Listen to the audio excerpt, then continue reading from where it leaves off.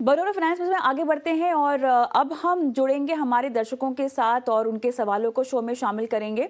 और मेरे साथ अब दर्शकों के सवालों के जवाब देने के लिए जुड़ गए हैं Pankaj Matpal, MD Optima money managers, और साथ ही मेरे साथ जुड़ गए हैं गौतम कालिया, सीनियर वीपी और head super investor Sharekhan by BNP Paribas.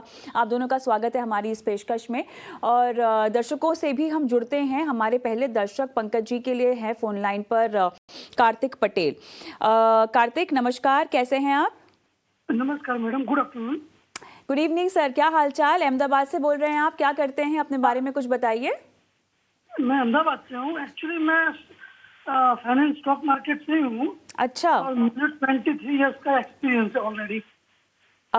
Share market में 3 साल का एक्सपीरियंस है कि म्यूचुअल फंड में 3 साल का एक्सपीरियंस है निवेश का? स्टॉक मार्केट में 23 इयर्स। 23 इयर्स, अरे बाप रे, आप तो वेटरन इन्वेस्टर हैं। बहुत बहुत धन्यवाद। और अब आपने जो सवाल हमें भेजा है, आपने म्यूचुअल फंड्स के जरिए कुछ कॉर्पस इकट्ठा करने की मंशा जताई है। म्यूचुअल फंड में कौन सी SIP करना चाहिए? अच्छा ये बताइए, आप 23 साल से स्टॉक मार्केट में हैं, अब तक कितना आपने निवेश किया और कितना कमा लिया है? मेरे पास पोर्टफोलियो काफी बड़ा है। 23 साल में मेरी जर्नी में मेरे पास लार्ज कैप के स्टॉक रहे ज्यादातर। Reliance, HDFC bank. मैंने कोविड से बाद जो किया था उसमें मेरा बहुत गेन हुआ है। मैंने HDFC बैंक 900 रुपीज में लिया था। और रिलायंस 780 में लिया हुआ, अभी मैं होल्ड करके रखा हुआ है। क्या बात है, क्या बात है। तो कितना 100 गुना से ज्यादा का मुनाफा तो हो गया होगा। मुझे एक ही सवाल है कि अगर स्टॉक में SIP करूं कि म्यूचुअल फंड में SIP? बेसिकली म्यूचुअल फंड जो है वो स्टॉक में ही इन्वेस्ट करते हैं। बिल्कुल सही। और वो जो करते हैं वही आपको कमा के देते हैं, राइट? जिसमें उनका चार्जेस वगैरह होता है। हाँ, बिल्कुल बिल्कुल। चलिए। हाँ, अभी मेरा सन है, वो 6 साल का है। अच्छा। तो मुझे उसके लिए एक SIP करना है। टोटल मुझे 20,000 रुपीज की 5,000 की 4 SIP करनी है। तो एक तो मैंने इंडेक्स फंड में किया, करना चाहता हूँ। अच्छा। बाकी के जो 3 फंड है वो कहाँ से करूँ? ठीक है। वैसे अगर आप डायरेक्ट इक्विटी में पैसे लगा रहे हैं तो आपने म्यूचुअल फंड्स का रास्ता अपनाने के बारे में क्यों सोचा, या आप? जी, इसमें ऐसा है कि ये डिसिप्लिन इन्वेस्टमेंट है। अगर उसमें से जो मैं मुनाफा करता हूँ हर महीने, तो उसकी जो भी प्रॉफिट अमाउंट आती है वो हर महीने डिसिप्लिन के तरह SIP में जाए। इंडियन फाइनेंशियल मार्केट में लॉट ऑफ कंपनीज है, लॉट ऑफ म्यूचुअल फंड है। बिल्कुल सही। उसमें टॉप 5 परफॉर्म कौन है वो मुझे नहीं पता है। I don't know. सभी के फंडा सेम होते हैं। लार्ज कैप करो के स्मॉल कैप। लास्ट 2 इयर्स में जो स्मॉल कैप और मिड कैप में रैली हुई है, अभी लार्ज कैप में हुई नहीं है रैली। तो क्या अभी से लार्ज कैप में करना चाहिए? चलिए, वैसे तो आपके पूरे इक्विटी पोर्टफोलियो में आपने कहा कि मोस्टली लार्ज कैप्स ही है, लेकिन अगर आपको SIP करनी है हर महीना, जो आपने हमें अपनी लिस्ट दी है गोल्स की, आप कितना निवेश कर पाएंगे हर महीना? 20 और 25,000 रुपीज, यानी 5,000 की 4 या 5 SIP करनी है। ठीक है। अच्छा, इसका मतलब ये नहीं है ना कि आप डायरेक्ट इक्विटी में पैसे निवेश करना रोक देंगे, या दोनों? नहीं, वो पोर्टफोलियो अलग है। वो अलग है, वो चलता रहेगा। वो पोर्टफोलियो मैं कोई डिस्टर्ब करना नहीं चाहता हूँ। उसमें जो मुनाफा आता है, वो मुनाफा मैं डिसिप्लिन करना चाहता हूँ। क्योंकि मुझे म्यूचुअल फंड में नॉलेज नहीं है कि कौन सा बेटा है, ठीक है, आज कौन सा परफॉर्म कर रहा है। बहुत सारी स्कीम है। ठीक है जी। डेब्ट फंड है, लिक्विड फंड है। चलिए बताते हैं आपको। कार्तिक जी, बहुत बहुत धन्यवाद कि आपने हमें मौका दिया, और आपके जरिए ऐसे बहुत दर्शक हैं जो बारीकी म्यूचुअल फंड्स की नहीं जानते हैं, नहीं समझते हैं, वो समझ पाए। तो पंकज जी, बहुत ही बेहतरीन सवाल कार्तिक का। और डायरेक्ट इक्विटी में ये तो 23 साल से इन्वेस्ट कर रहे हैं। मोस्टली लार्ज कैप कंपनियां कह रहे हैं कि इन्होंने पोर्टफोलियो में रखी हुई है, लेकिन अब अपने बेटे के भविष्य के लिए 6 साल का बेटा है इनका, इन्होंने बताया, और उसके लिए निवेश करना चाहते हैं। इन्होंने जो सवाल भी हमें भेजा है पंकज जी, उसमें ये 1 करोड़ उदाहरण के तौर पे बोल रहे हैं कि क्या म्यूचुअल फंड के जरिए आप अचीव कर सकते हैं, नहीं कर सकते हैं, कितना आपको फ़ायदा होगा, कि कौन से बेस्ट म्यूचुअल फंड्स हैं, क्या स्टॉक्स में भी निवेश कर सकते हैं अगर म्यूचुअल फंड में भी आप SIP कर रहे हो, और कितना कॉर्पस इकट्ठा हो जाएगा कितने सालों में। फ़िलहाल इनका जो सवाल है वो हर एक आम निवेशक के जहन में जो सवाल आते हैं ना पंकज जी, जब वो म्यूचुअल फंड में निवेश करने जा रहे होते हैं, वो ही सवाल हैं उनके। ठीक है, तो लेट्स स्टार्ट बहुत बेसिक से ही कि स्टॉक मार्केट में अगर आप एक डायरेक्टली एक स्टॉक खरीदते हैं और अगर आप एक म्यूचुअल फंड खरीदते हैं तो दोनों में क्या फर्क है? नमस्कार। बिल्कुल जैसा आपने कहा कि दोनों में क्या फर्क है, और मैं सुन रहा था कि कार्तिक जी ने कहा कि अल्टीमेटली म्यूचुअल फंड्स भी इक्विटी में, स्टॉक्स में ही इन्वेस्ट करते हैं। लेकिन ये आधा सच है, क्योंकि सच्चाई ये है कि म्यूचुअल फंड्स अलग अलग असेट क्लासेस में इन्वेस्ट कर सकते हैं। हाँ, इक्विटी फंड्स भी हो सकते हैं, हाइब्रिड हो सकते हैं, डेट फंड्स हो सकते हैं, गोल्ड सिल्वर फंड्स भी हो सकते हैं। तो यदि आप इक्विटी फंड्स में इन्वेस्ट कर रहे हैं तो ये सच है कि आपका पैसा मेजरली इक्विटी शेयर्स में इन्वेस्ट होगा। अब जैसा आपने कहा कि इक्विटी में इन्वेस्टमेंट हो रहा है, लेकिन अंतर यह है कि जब आप म्यूचुअल फंड के जरिए करते हैं तो आपको एक तो प्रोफेशनल की एक्सपर्टीज का फायदा मिलता है, और दूसरा डाइवर्सिफिकेशन, जो बहुत ही इंपॉर्टेंट है। जब आप खुद से शेयर लेंगे और मान लीजिए छोटा पैसा इन्वेस्ट करेंगे तो आप 2-4 कंपनी के शेयर ले लेंगे, लेकिन जब आप म्यूचुअल फंड के जरिए करते हैं तो क्योंकि ये पूल ऑफ फंड है, बहुत सारे इन्वेस्टर्स थोड़ा थोड़ा पैसा कंट्रीब्यूट करते हैं, और फंड हाउस के पास एक स्कीम में जो टोटल पैसा आता है उसे 40-50 और कई बार उससे ज्यादा शेयर्स में इन्वेस्ट किया जाता है उस स्कीम के पोर्टफोलियो के अकॉर्डिंग। तो आपका जो पैसा है छोटा पैसा होने के बावजूद भी कई शेयर्स में डिवाइड हो जाता है, तो जिससे आपका जो जोखिम है वो और भी कम हो जाता है।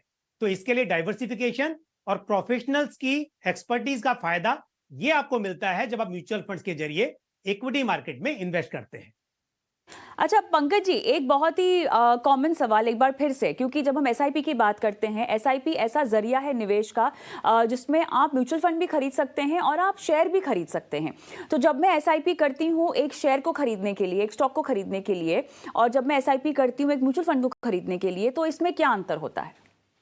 बिल्कुल, देखिए अगेन सेम चीज है। यदि आप स्टॉक्स बाय कर रहे हैं, आप एसआईपी कर रहे हैं स्टॉक्स में, तो कितने स्टॉक्स में करेंगे? आप 50 स्टॉक्स में तो एसआईपी नहीं करेंगे, आप 1, 2, 4, 5 स्टॉक्स सिलेक्ट करेंगे। और दूसरी बात, स्टॉक्स में क्योंकि कम से कम एक स्टॉक बाय करना होगा, तो यदि किसी स्टॉक का प्राइस 3,000 रुपए है और आप 5,000 रुपए निवेश करना चाहते हैं, तो आप 3,000 का एक स्टॉक बाय करेंगे, 2,000 का दूसरा बाय कर लेंगे। तो इस तरह से आप बहुत सारी कंपनीज बाय नहीं कर सकते।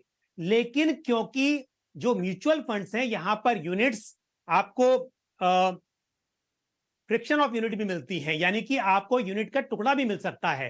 तो ऐसे में आप जो भी पैसे इन्वेस्ट करते हैं, आप 2,000 रुपए भी कर रहे हैं और उस स्कीम के पोर्टफोलियो में यदि 50 स्टॉक्स हैं तो 50 स्टॉक्स का आपको एक्सपोजर मिल रहा है, और आप जितने पैसे इन्वेस्ट कर रहे हैं वो पूरा पैसा आपको यूनिट के रूप में मिल रहा है। तो इसलिए यहां पर स्टॉक के मुकाबले आपको डाइवर्सिफिकेशन जो है वो ज्यादा मिलेगा, इससे बड़ा अंतर है। पंकज जी, हम कार्तिक के पोर्टफोलियो पर आते हैं। 7 साल का इनका बेटा है और 25,000 रुपए के कह रहे हैं कि हर महीना अपने बेटे के लिए निवेश करेंगे। एक तो उन्होंने कहा है कि खुद इंडेक्स फंड जो है ये अपने लिए रखना चाहते हैं। जो फिलहाल मौजूदा इनका स्टॉक का पोर्टफोलियो है वो मोटा मोटा लार्ज कैप के ही इर्द गिर्द है। अब बाकी बचे पैसे ये किस तरह के फंड्स में लगाएं, और जो भी फंड्स आप रेकमेंड कर रहे हैं उन फंड्स का एक्सपोजर किस तरह से डिजाइंड है? बिल्कुल, देखिए जहां तक इंडेक्स का सवाल है तो मैं कहूंगा कि निफ्टी 50 इंडेक्स फंड, वो चाहे आईसीआईसी प्रूडेंशियल निफ्टी 50 इंडेक्स या फिर Nippon India Nifty 50 index fund में ये इन्वेस्ट कर लें। और ये सही है, लार्ज कैप के 50 स्टॉक का पोर्टफोलियो मिलेगा। लेकिन उसके साथ साथ क्योंकि मिड कैप और स्मॉल कैप को भी ऐड करना यहाँ पर जरूरी होगा, क्योंकि लंबी अवधि की बात कर रहे हैं। 6 साल का बेटा है, तो यदि हम पढ़ाई की बात करें तो इनके पास डिपेंडिंग की किस एज में, लेकिन 12-15 साल का टाइम तो है ही। और उस बात को ध्यान में रखते हुए मैं कहूंगा कि एक मिड कैप फंड जैसे मिरे एसेट मिड कैप या फिर Motilal Oswal mid cap fund, ये शामिल किया जा सकता है। स्मॉल कैप फंड में एक्सिस स्मॉल कैप फंड या Nippon India small cap fund, इसको ये कंसिडर कर सकते हैं। और साथ ही एक फ्लेक्सी कैप फंड ऐड कर लें, जैसे कि Parag Parikh flexi cap fund या फिर ICICI Prudential flexi cap fund. इस तरह के एक फ्लेक्सी कैप फंड को भी ये ऐड करें, तो इनके पास large cap, mid cap, small cap सभी होगा। और साथ में फ्लेक्सी कैप के जरिए इनको, यानी कि क्योंकि वहां पर थोड़ी चॉइस होती है फंड मैनेजर के पास कि किस टाइम पर एलोकेशन कम या ज्यादा करना है, किस तरह के मार्केट कैप में, तो उसका फायदा इन्हें लॉन्ग टर्म में मिल सकता है। चलिए, कार्तिक, कोई सवाल आपको पूछना है पंकज जी से? डायरेक्ट करना इन्वेस्ट तो मैं डायरेक्ट म्यूचुअल फंड की वेबसाइट पे जाके कर सकता हूँ, क्योंकि रेगुलर में थोड़ा एक्सपेंस रेशियो ज्यादा होता है। अदरवाइज मैं डायरेक्ट इन्वेस्ट करूँ तो उसका एक्सपेंस रेशियो कम होता है। जी तो मुझे ये कोई गाइड कीजिए ना कि how can I invest direct. Pankaj ji, आप इनको डायरेक्ट स्कीम्स रेकमेंड करेंगे या रेगुलर स्कीम्स? चल गई हैं और आप डायरेक्ट में भी कर सकते हैं। तो आप इन जो मैंने फंड्स बताए उन फंड हाउस की वेबसाइट पर जाकर वहां से कर सकते हैं, या फिर एनएससी का जो प्लेटफॉर्म है म्यूचुअल फंड के लिए, एनएससी एनएमएफ, उस पर कर सकते हैं, या फिर एमएफयू यानी कि म्यूचुअल फंड यूटिलिटी एक प्लेटफॉर्म है, वहां से कर सकते हैं। तो बहुत सारे आपके पास जरिया है। और उसके अलावा आप इन फंड हाउसेस के ऑफिस में जाकर, उनके इन्वेस्टर सर्विस सेंटर पर जाकर भी कर सकते हैं, तो डायरेक्ट कर सकते हैं। बाकी अगर आप चाहें तो किसी म्यूचुअल फंड डिस्ट्रीब्यूटर की मदद से आप इनमें इन्वेस्ट कर सकते हैं, लेकिन फिर आपका जो इन्वेस्टमेंट है वो रेगुलर प्लान में होगा। ऑलराइट, चलिए कार्तिक पटेल जी, ऑल द बेस्ट। और कोई सलाह अगर आप भूल गए हो या अगर आप सुन नहीं पाए तो हमारा शो जाता है यूट्यूब पर भी। आप यूट्यूब पर भी हमारे शोज देख सकते हैं और सलाह नोट डाउन कर सकते हैं। सुनील मेरे साथ फोन लाइन पर हैं, गौतम से ये सवाल पूछेंगे। सुनील, हाय, गुड इवनिंग, कैसे हैं आप? Hello ma'am, good evening. मैं बहुत बढ़िया हूँ मैम। थैंक यू सुनील, आपने सवाल भेजा। कहाँ से बोल रहे हो, क्या करते हो आप? मैम एक्चुअली मैं जम्मू कश्मीर से बोल रहा हूँ। मैं डिफेंस में हूँ, पैरामिलिट्री में जॉब करता हूँ। ओह अच्छा। तो मैम एक्चुअली मैं 11,000 पर मंथ SIP कर रहा हूँ। जो मेरी एग्जिस्टिंग SIP है वो एक्सिस ब्लू चिप में जी 3,000, जी PGIM मिड कैप अपॉर्चुनिटी में 2,500, कैनरा रोबैको स्मॉल कैप 2,000 और जी। पराग टैक्सी कैप में 3,500 रुपया मतलब इसमें ठीक। चल रही है। ठीक। मेरा गोल है कि 1 से 1.5 करोड़ 15 से 20 साल में मतलब अचीव करने के लिए। तो मेरे को सजेशन ये चाहिए कि मैं इन्हीं फंड के साथ चलूं या इनमें से कोई ऐड करने की या रिप्लेस करने की कोई मेरे को जरूरत है। मेरा PPF में भी चल रहा है जो मतलब 1.5 लाख पर एनम का वो चल रहा है। तो मैं यही पूछना चाहता हूँ जी। ठीक है, तो अपने एक्सपर्ट के पास जाएंगे। और सुनील, उससे पहले मैं एक्सपर्ट के पास जाऊं, बहुत बहुत धन्यवाद, हमें अपनी सेवा करने का आपने मौका दिया। आप पूरे देश की यहाँ पर सेवा करते हैं तैनात रहकर, तो उसके लिए बहुत बहुत धन्यवाद। और जो फंड्स आपने चुने हैं सुनील, ये आपको किसी ने रेकमेंड किए हैं? नहीं मैम, मैं खुद से ही किए हुए हैं। चलिए, बहुत बढ़िया। निवेश बढ़ा पाएंगे आप जब आपसे मुमकिन होगा? हाँ जी मैम, स्टेप अप कर सकता हूँ मैं। जरा ईयरली 10% के हिसाब से कर सकता हूँ। ठीक है, 15 से 20 साल में 1 से 1.5 करोड़ रुपए। चलिए, तो मैं इसको राउंड ऑफ कर देती हूँ, मैं इसको 15 साल में 2 करोड़ कर दूं सुनील?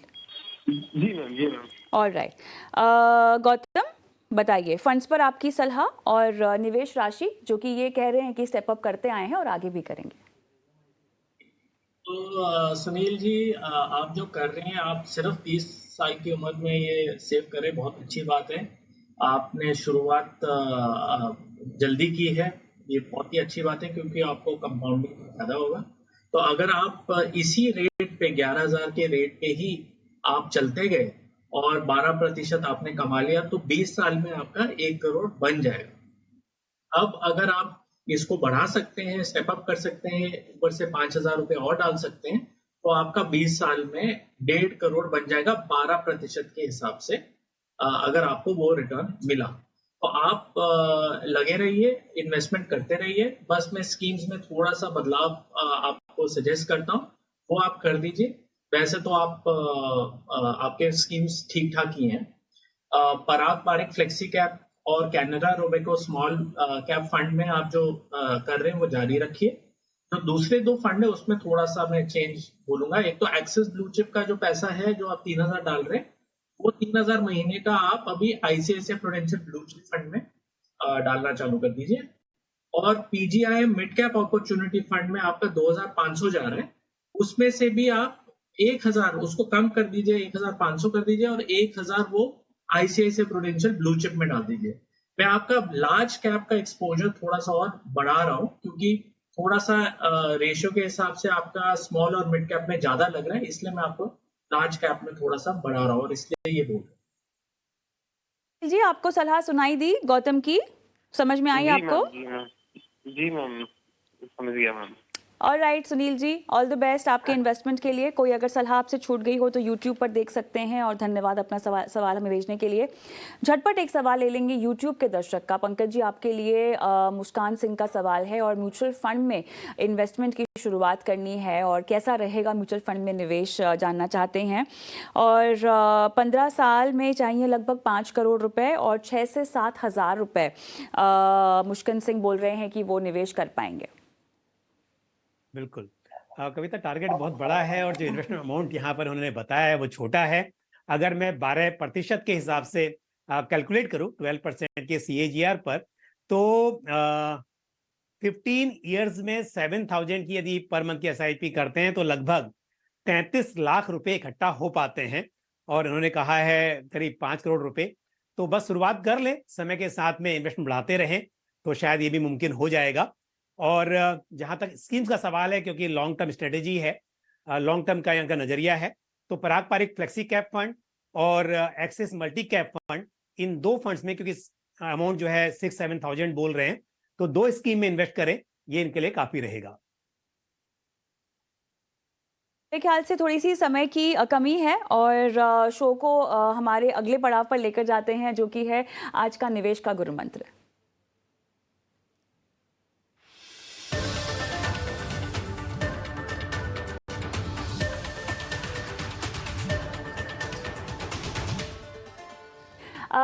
गौतम आपके पास आऊंगी। सबसे पहले बताइए, आपने आज निवेश का गुरु मंत्र क्या चुना है दर्शकों के लिए? आज मैं वेल्थ क्रिएशन की सब्जी बनाना चाहता हूं अपने दर्शकों के साथ। उनको समझाना चाहता हूं कि ये सब्जी कैसे बनाते हैं। हाँ। तो वेल्थ क्रिएशन के लिए आपको लगेंगे थोड़े से पैसे जो आप बटोर रहे हैं और बचा रहे हैं, तो उनको हम सेविंग्स बोलते हैं। तो पैसे की सब्जी बनेगी, और उस पे आपको तड़का डालना है स्किल का। जो आप म्यूचुअल फंड में डालते हैं तो आप फंड मैनेजर का स्किल उधार ले रहे हैं, और वो आपके लिए अपना स्किल लगा रहा है उस पैसे पे, और उसको आपको धीमी आंच पे धीरे धीरे पकाना है। वो हो गया आपका समय। तो ये 3 चीजें चाहिए आपको। म्यूचुअल फंड से आपको स्किल मिल रहा है, बस आपको म्यूचुअल फंड में पैसा डालना है और समय देना है, और जितना समय आप देंगे उतनी अच्छी सब्जी आपकी पकेगी। ये सबसे स्वादिष्ट सब्जी होगी अगर आपने इसी तरह के इंग्रेडिएंट्स इतनी ही मात्रा में डाले हैं और थोड़ा सा सब्र के साथ पकाया है। तो जितना खाने को धीमी आंच में पकाते हैं ना, उतना खाना स्वादिष्ट भी बनता है, कहा जाता है। पंकज जी आपका गुरु मंत्र क्या है? देखिए क्या होता है कि इन्वेस्टर्स कई बार इक्विटी में जब इन्वेस्ट करते हैं तो हमेशा एक डर रहता है कि यहाँ पर वॉलेटिलिटी यानी कि उतार चढ़ाव का जोखिम है। और कई बार ऐसे इंस्ट्रूमेंट्स, चाहे वो FD हो या फिर दूसरे कोई स्मॉल सेविंग स्कीम हो, वहां पर इन्वेस्ट करते हैं ये सोचकर कि यहाँ पर रिटर्न्स जो है गारंटीड हैं। पर एक बात तय है, जहां पर रिटर्न्स गारंटीड हैं वहां पर रिटर्न्स काफी कम होते हैं, और जहां पर उतार चढ़ाव की संभावना होती है वहां पर रिटर्न्स की ज्यादा उम्मीद की जा सकती है। तो बस यही बात मैं समझाना चाहूंगा कि जो उतार चढ़ाव का जोखिम होता है, शायद वो जोखिम जो इन्फ्लेशन का जोखिम है उससे कम है। क्योंकि यदि आप इस तरह के FD हो या फिर स्मॉल सेविंग स्कीम्स हो, जब इन्वेस्ट करते हैं और रिटर्न्स यहाँ पर इन्फ्लेशन रेट से भी कम होते हैं, तो ये जोखिम काफी बड़ा हो जाता है। तो इसके लिए पोर्टफोलियो में थोड़ा बहुत इस तरह का जोखिम लेना जरूरी बन जाता है, जहां पर शॉर्ट टर्म में उतार चढ़ाव की संभावना रहे, लेकिन लॉन्ग टर्म में अच्छे रिटर्न्स मिलने की उम्मीद बढ़ जाए। और फिर साथ में जैसा गौतम जी ने कहा कि धैर्य को रखेंगे अपने पास, और जिस तरह की रेसिपी बताई गई उसको ध्यान में रखेंगे, तो डेफिनेटली लॉन्ग टर्म में इक्विटी में आपको ज्यादा फायदा होगा। तो धैर्य रखिए, संयम बना के रखिए, अनुशासन बना के रखिए अपने इन्वेस्टमेंट में, यही आपको सलाह भी दी जा रही है। बहुत बहुत धन्यवाद गौतम आपका, पंकज आपका, समय निकाला, दर्शकों का मार्गदर्शन किया। और फिलहाल हम भी रुकेंगे छोटे से ब्रेक के लिए, लेकिन बनो अपना फाइनेंस मिनिस्टर में किस तरह से आपके पास कमाई के ढेरों मौके मौजूद हैं, ब्रेक के बाद।